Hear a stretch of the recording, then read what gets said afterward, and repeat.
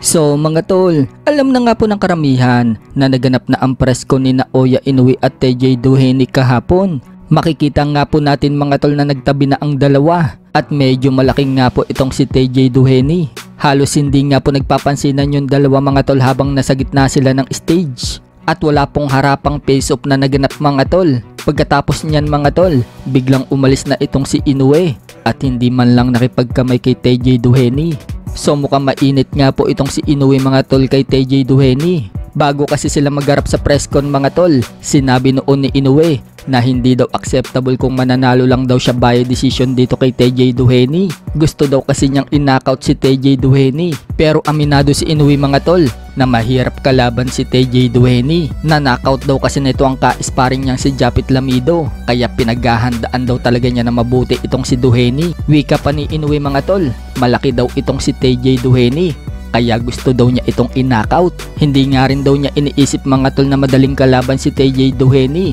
Katulad ng sinasabi ng iba. Habang sinabi naman ni TJ Doheny mga tol, pumunta daw siya sa Japan upang gumawa ng history. Kahit na 37 years old na itong si Doheny mga tol, malakas pa rin ang kumpiyansa niyang mananalo siya kay Inoue.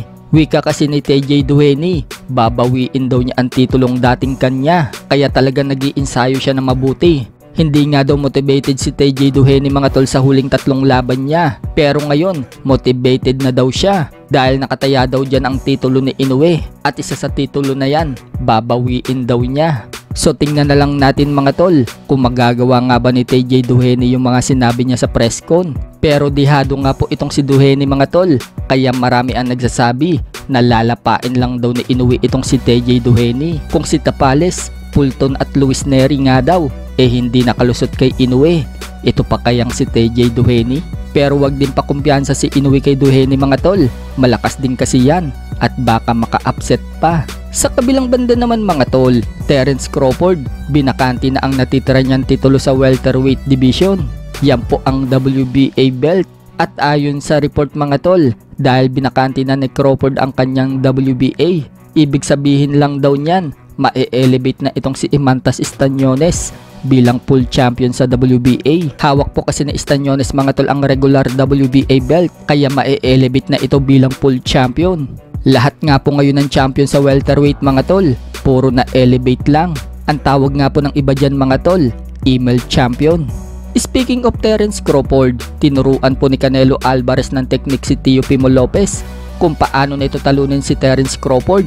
Makikita na nagpapalitan ng suntok si Canelo Alvarez at Teofimo Lopez. So nirereto nga po ni Canelo Alvarez itong si Teofimo Lopez para dito kay Crawford. Pero pagdating kay Crawford mga tol, ang target talaga niyang kalabanin itong si Canelo Alvarez. Sa iba pang balita mga tol, former world champion Australian George Kambosos Jr.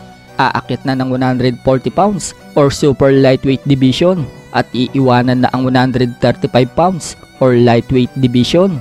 Stay tuned nga lang daw tayo mga tol sa sunod niyang laban.